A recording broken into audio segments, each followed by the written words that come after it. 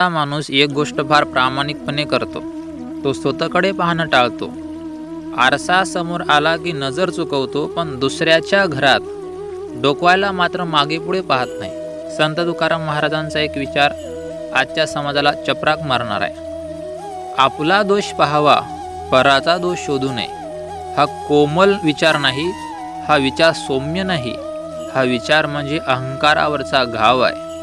आज प्रत्येक जण स्वतःला शहाणा समजतो, ज्ञानी समजतो, पवित्र समजतो, पण चूक झाली की बोट आपल्याकडे न जाता लगेच दुसऱ्याकडे वळतं. अपयश आलं की जबाबदारी घ्यायची तयारी नसते, पण दोष देण्यासाठी माणसांची रांग लागते.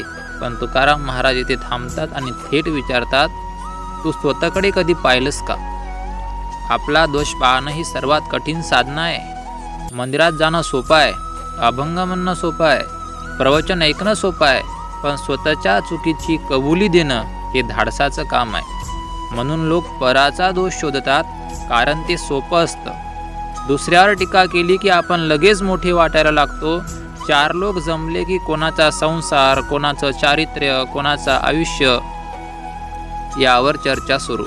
पण त्या चर्चेत स्वतःचं कधीच नाव नसतं. तुकाराम महाराज हे मान्य नव्हतं. त्यांचा सवाल सरळ आहे, तुझं मन स्वच्छ आहे का? तुझी वागणूक खरी आहे का? तुझ्या शब्दात प्रामाणिकपणा आहे का? आजचा समाज दोष देण्यात इतका पटाईत झाला आहे की त्याला स्वतःची चूक दिसतच नाही. सोशल मीडियावर तर हा रोग महामारीसारखा पसरलाय. कोण चुकतंय, कोण काय बोलतंय, कोण कसं जगतंय यावर न्यायाधीशासारखे निर्णय दिले जातात. पण स्वतःच्या वर्तनावर मात्र एकही पोस्ट नाही. आपला दोष पाहावा म्हणजे स्वतःला कमी लेखणं नाही, तर स्वतःला सुधारण्याची तयारी दाखवणं आहे. जो माणूस स्वतःचा दोष पाहतो तो इतरावर बोट दाखवत नाही, कारण त्याला कळलेलं असतं की आपणही परिपूर्ण नाही. जो स्वतः परिपूर्ण नसतो तो इतरांना दोष देण्याचा अधिकार गमावतो. पराचा दोष शोधणं हे अहंकाराचं लक्षण आहे. मी बरोबर, बाकी सगळे चुकतात ही वृत्ती समाज उद्ध्वस्त करते, घरात वाद निर्माण करते, नात्यात दरी आणते आणि माणसाला माणसापासून तोडते. संत तुकाराम महाराज हे सगळं शेकडो वर्षापूर्वी ओळखून गेले होते, म्हणून त्यांनी हा विचार ठासून सांगितला.